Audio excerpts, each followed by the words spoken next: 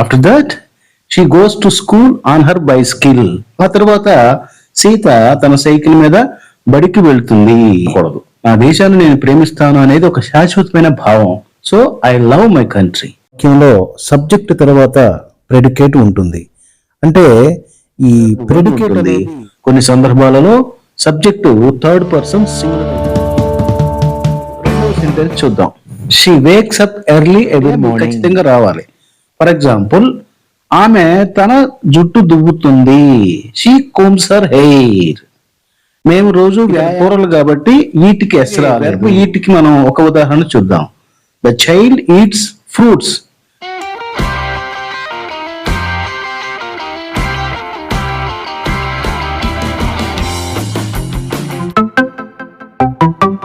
Dear friends, Telugu వాక్యాన్ని ఇంగ్లీష్లోకి ఎలా అనువదించాలి అనే అంశంతో సుమారు 40 కథలు చెప్పుకున్నాం.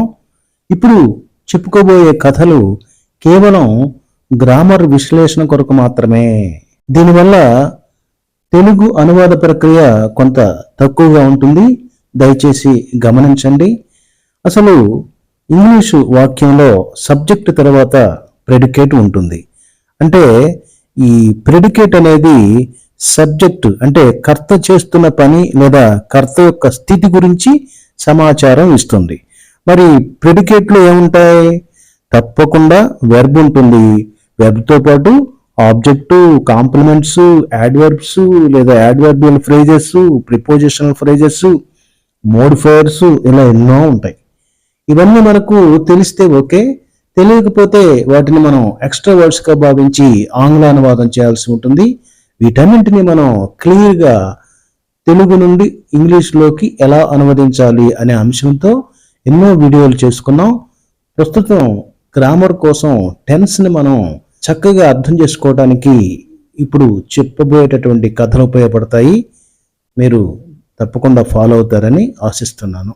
ఫ్రెండ్స్, ఈరోజు మనం చెప్పుకునే కథ ఒక బాలిక రోజువారీ జీవితం గురించిన సరళమైన కథ.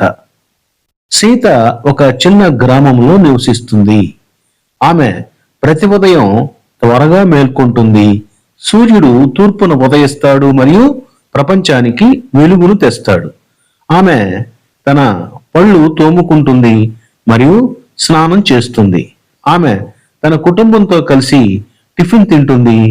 వారి అమ్మగారు రుచికరమైన ఆహారం వండుతారు. ఆ తర్వాత ఆమె తన సైకిల్ పై స్కూలుకు వెళ్తుంది. అక్కడ టీచర్లు ముఖ్యమైన పాఠాలు బోధిస్తారు. సీత సాయంత్రం తన స్నేహితులతో క్రికెట్ ఆడుతుంది. ఆమె తన సరళమైన జీవితాన్ని ఇష్టపడుతుంది. ఇది కథ. అంటే సింపుల్ ప్రెజెంట్ టెన్స్ కి అనుకూలంగా మనం కథను సృష్టించడం జరిగింది. ఫ్రెండ్స్, ఈ కథలో ఏమున్నాయి? నిత్య సత్యాలు, యూనివర్సల్ ట్రూత్స్, ఎప్పటికీ కూడా మారకుండా ఉండే నిజాలు. అలాగే అలవాటుగా చేసే పనులు, హ్యాబిచువల్ యాక్షన్స్, రోజు లేదా తరచు చేసే పనుల గురించి ఇక్కడ చెప్పడం జరిగింది. అలాగే సాధారణ వాస్తవాలు, జనరల్ ఫ్యాక్ట్స్, అందరికీ తెలిసిన లేదా సాధారణమైన విషయాలు. అలాగే ప్రణాళిక ప్రకారం జరిగే భవిష్యత్ పనులు, షెడ్యూల్ ఫ్యూచర్ ఈవెంట్స్. కాబట్టి వీటిని మనం సింపుల్ ప్రెజెంట్ లోనే రాయవలసి ఉంటుంది. అందున దీనిలో ఉన్నవన్నీ కూడా అఫర్మేటివ్ సెంటెన్సెస్ అంటే పాజిటివ్ సెంటెన్సెస్, సాధారణ వాక్యాలే. దీనిలో ఎలాంటి నెగిటివ్ సెంటెన్సెస్ కానీ ఇంటరాక్టివ్ సెంటెన్సెస్ కానీ లేవు. కాబట్టి దీని సింటాక్స్ ఎలా ఉంటుంది? Subject plus verb 1 plus object. Okay, ఈ సింటాక్స్ ని ఒకసారి గమనిస్తే ఫస్ట్ సబ్జెక్ట్ ఉంటుంది, ఆ తర్వాత వెర్బ్ 1 ఉంటుంది. కొన్ని సందర్భాలలో సబ్జెక్టు థర్డ్ పర్సన్ సింగులర్ అయితే వెర్బ్ కు ఎస్ గాని ఈఎస్ గాని చేరుతుంది. ఆ తర్వాత ఆబ్జెక్ట్ ఉండవచ్చు, లేదా మనం ఇంతకు ముందు చెప్పుకున్నట్లు అనేకమైన ఇతర పదాలు ఉండవచ్చు. ఇది సింపుల్ ప్రెజెంట్ టెన్స్ యొక్క స్ట్రక్చర్ లేదా సింటాక్స్. ఇప్పుడు అసలు కథలోకి వెళదాం.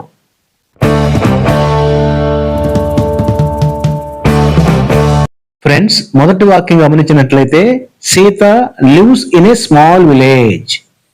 Friends, look at this sentence. It uses simple present because it describes a permanent situation, whereas Sita stays all the time. Okay? ఇది సింపుల్ ప్రెజెంట్ లో ఉంది, ఎందుకంటే ఇది శాశ్వత స్థితిని చెబుతుంది. సీత ఎప్పుడు ఆ గ్రామంలోనే ఉంటుంది. అలాగే సీత అనే సబ్జెక్టు థర్డ్ పర్సన్ సింగులర్ కాబట్టి వెర్బ్ కి ఎస్ చేరి లివ్స్ అయింది. ఓకే, కొన్ని ఎగ్జాంపుల్స్ చెప్పుకుందాం. నేను హైదరాబాద్ లో నివసిస్తాను. I live in Hyderabad. ఆమె నది దగ్గర నివసిస్తుంది. She lives near the river. ఇక్కడ ఐ లివ్ ఇన్ హైదరాబాద్ లో లివ్ కి ఎస్ చేర్లా, ఎందుకని ఐ అనేది ఫస్ట్ పర్సన్ కాబట్టి. అలాగే రెండోది she lives near the river లో షీ అనేది థర్డ్ పర్సన్ కాబట్టి ఎస్ చేరింది వర్బ్ కి. ఓకే, ఇప్పుడు రెండవ సెంటెన్స్ చూద్దాం. She wakes up early every morning. Now this sentence shows a habit. We use simple present for things we do regularly. ఈ వాక్యం అలవాటును సూచిస్తుంది. మనం రెగ్యులర్ గా చేసే పనులను మనం సింపుల్ ప్రెజెంట్ లో రాస్తాం కాబట్టి దీన్ని కూడా అలాగే రాసాం. Okay, for example I drink tea every day. నేను ప్రతిరోజు టీ తాగుతాను. ఇది అలవాటు కాబట్టి దీన్ని మనం సింపుల్ ప్రెజెంట్ లో రాయాలి. ఐ డ్రింక్, ఐ అనేటటువంటి సబ్జెక్టు థర్డ్ పర్సన్ కాదు, ఫస్ట్ పర్సన్, అందుకని మనం డ్రింక్ కి ఎస్ చేర్చాల. అలాగే పక్షులు శీతాకాలంలో దక్షిణానికి ఎగురుతాయి. Birds fly south in winter. ఇక్కడ బర్డ్స్ అనేది థర్డ్ పర్సనే కానీ సింగులర్ కాదు, ప్లూరల్ కాబట్టి ఇక్కడ ఫ్లై కి ఎస్ఆర్ లేదు. ఓకే, అలాగే వేకప్ కి ఒక ఉదాహరణ చెప్పుకుందాం. The baby wakes up at night. బాబు రాత్రి మేల్కొంటాడు. ఇప్పుడు మూడో సెంటెన్స్ చూద్దాం. The sun rises in the east and brings light to the world. సూర్యుడు తూర్పును ఉదయిస్తాడు మరియు ప్రపంచానికి వెలుగును తెస్తాడు. This is a universal truth, something that never changes. That's why we use simple present. Okay, ఇది నిత్య సత్యం, ఎప్పుడు మారనిది, అందుకే సింపుల్ ప్రెజెంట్ లో చెప్పాం. ఫర్ ఎగ్జాంపుల్, భూమి సూర్యుని చుట్టూ తిరుగుతుంది. Earth revolves around the sun. ఇవన్నీ కూడా యూనివర్సల్ ట్రూత్స్. ఓకే, ఇక్కడ ఎర్త్ రివాల్వ్స్ అన్నప్పుడు ఎర్త్ అనేది థర్డ్ పర్సన్ సింగులర్ కాబట్టి రివాల్వ్ అనే దానికి ఎస్ చేరింది. అలాగే మన వెర్బ్ రైజ్ కూడా ఒక ఉదాహరణ తీసుకుందాం. The moon rises at night. చంద్రుడు రాత్రి ఉదయిస్తాడు. వర్షము తాజా గాలిని తెస్తుంది. Rain brings fresh air. Okay friends, ఇప్పుడు నాలుగో వాక్యం చూద్దాం. Sita brushes her teeth and takes a bath. Sita తన పళ్ళు తోముకుంటుంది మరియు స్నానం చేస్తుంది. Here it's a daily routine, simple present for habits. Okay, let's say it together. నాతో కలిపానండి. Simple present for habits, simple present for habits. ఇక్కడ రోజువారీ రొటీన్ అలవాట్లకు సింపుల్ ప్రెజెంట్ వాడతాం అనేటటువంటి ఐడియా మీకు ఖచ్చితంగా రావాలి. ఫర్ ఎగ్జాంపుల్, ఆమె తన జుట్టు దువ్వుతుంది. She combs her hair. మేము రోజు వ్యాయామం చేస్తాము. We exercise daily. అతను కుక్కకు బ్రష్ చేస్తాడు. He brushes the dog. ఆమె మందు తీసుకుంటుంది. She takes medicine. గమనించారుగా, ఇవన్నీ కూడా డైలీ రొటీన్ అన్నమాట. సీత బ్రషెస్, ఈ బ్రషెస్ లో ఇయర్స్ ఎందుకు వచ్చింది?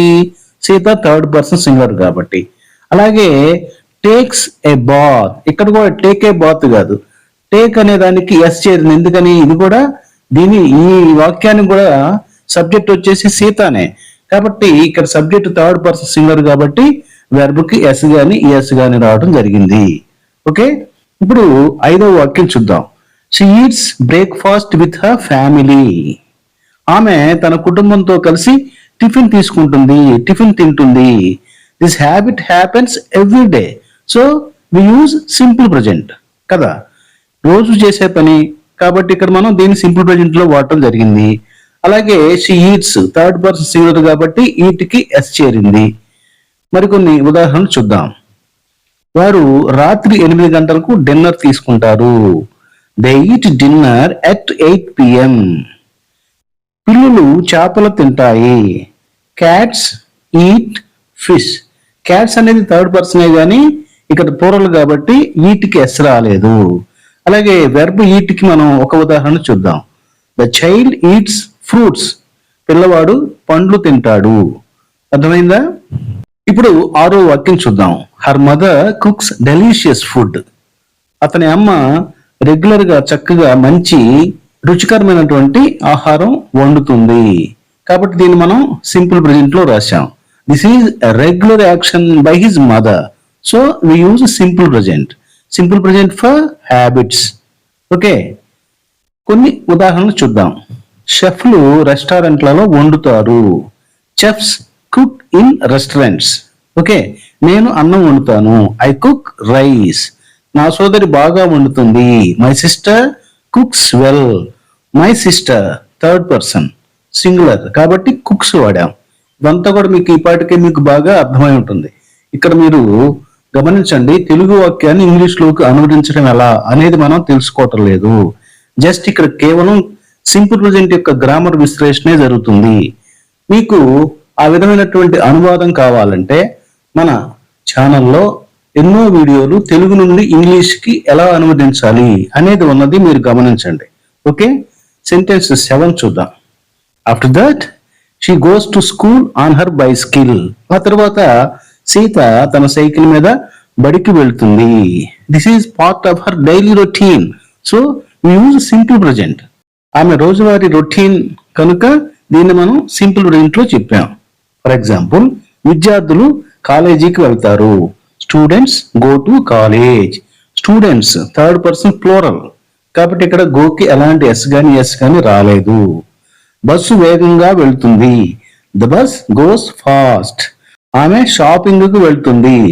She goes for shopping. Teachers teach important lessons there. అక్కడ ఉపాధ్యాయులు ముఖ్యమైన పాఠాలను బోధిస్తారు.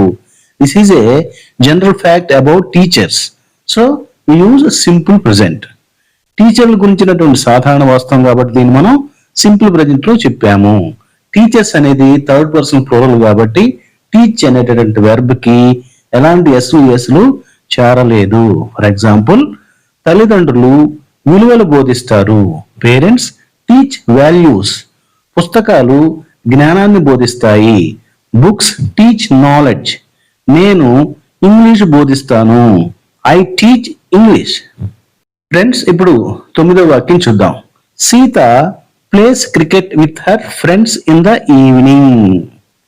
సీత సాయంత్రం పూట తన నేస్తాలతో క్రికెట్ ఆడుతుంది. This is a habitual activity. So use simple present. సాయంత్రం అలవాటుగా చేసే కార్యకలాపం కాబట్టి మనం దీనిని సింపుల్ ప్రెజెంట్ లో చెప్పాము. సో మనం కొన్ని ఉదాహరణలు చూద్దాం. మేము సంగీతం వాయిస్తాము. We play music. అతను గిటార్ వాయిస్తాడు. He plays guitar. ఇవన్నీ కూడా అలవాటుగా చేసే పనులు కాబట్టి వీటిని మనం సింపుల్ ప్రెజెంట్ లో చెప్పాలి. ఆఖరి వాక్యం, she loves her simple life. ఆమె తన సాధారణ జీవితాన్ని ఇష్టపడుతుంది. This shows a permanent feeling. So we use simple present. సాధారణమైన జీవితం అనేటటువంటి స్థితిని ఆమె ఇష్టపడుతుంది కాబట్టి ఈ స్థితులను మనం తెలియజేయాలంటే మనం సింపుల్ ప్రెజెంట్ వాడాలి. ఎందుకంటే ఇది శాశ్వతమైనటువంటి భావం, శాశ్వతమైనటువంటి స్థితి. So we use simple present. కొన్ని ఉదాహరణలు చూద్దాం. నేను నా దేశాన్ని ప్రేమిస్తాను. I love my country. ఇక్కడ నేను నా దేశాన్ని ప్రేమిస్తాను అనేదాన్ని చాలా సింపుల్ ప్రెజెంట్ లోనే చెప్పాలి. అంతేగాని ఇది ప్రెజెంట్ కంటిన్యూస్ చెప్పాలా, పాస్ట్ కంటిన్యూస్ చెప్పాలా, ప్రెజెంట్ పర్ఫెక్టా, ఇవన్నీ కూడా మనకి ఆలోచనలోకే రాకూడదు. నా దేశాన్ని నేను ప్రేమిస్తాను అనేది ఒక శాశ్వతమైన భావం. So I love my country. ఆమె చదవటం ఇష్టపడుతుంది. She loves reading. ఫ్రెండ్స్, ఈ 10 వాక్యాలతో ఈ చిన్న కథను కేవలం సింపుల్ ప్రెజెంట్ ఎలా యూజ్ చేస్తాము అనే దాని మీద ఆధారపడి క్రియేట్ చేయబడినటువంటిది. సో మనం నెక్స్ట్ వీడియోలో ఈ సింపుల్ ప్రెజెంట్ లోనే ఇప్పుడు మనం అఫర్మేటివ్ సెంటెన్స్ చెప్పుకున్నాం కదా, ఈసారి పాజిటివ్ ప్లస్ నెగిటివ్ వాక్యాలతో ఒక కథను క్రియేట్ చేసుకుని దాని గురించి నేర్చుకుందాం. Okay, bye.